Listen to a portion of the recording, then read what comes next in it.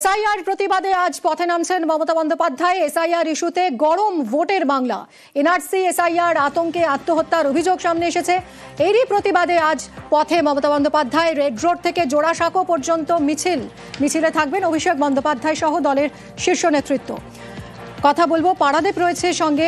Paradip, SIR নিয়ে all out ঝাঁপিয়েছে রাজ্যের শাসক দল এবং ইতিমধ্যেই প্রচার ক্যাম্পেইন শুরু হয়েছে জোর কদমে। এসআইআর নিয়ে জেলায় জেলায় হেল্প ক্যাম্প চালু হয়েছে। খোদ মুখ্যমন্ত্রীর গান জোটবাঁধ তৈরি হওয়ার সামনে এনেছে টিএমসি। এই অবস্থায় আজ খোদ সুপ্রিমো তিনি পথে নামছেন, এটা কতটা তাৎপর্যপূর্ণ? আজ কি এই মিছিল থেকেই তিনি কার্যত ভোটের দামামা বাজিয়ে দেবেন?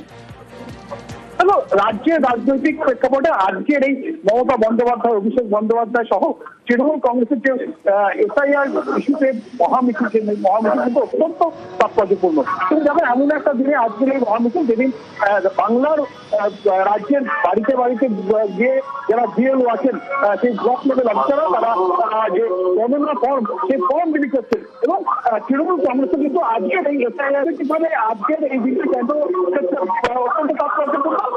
একই দিনে যেমন কলকাতার রাজপথে তৃণমূল কংগ্রেস তারা পথে নামছেন, পাশাপাশি কিন্তু পানিহাটিতে রাজ্যের বিরোধী দলনেতা শুভেন্দু অধিকারী একই এসআইআর ইস্যুতে কিন্তু পথে নামছে। যদিও দুটো রাজনৈতিক দল তাদের প্রেক্ষাপট, তাদের পথে নামার প্রেক্ষিত সেটা কিন্তু সম্পূর্ণ ভিন্ন।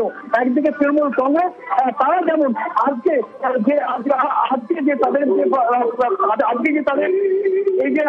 তাদের রাস্তায় নামা, তারা চাইছেন যে একজনও যাতে কোনো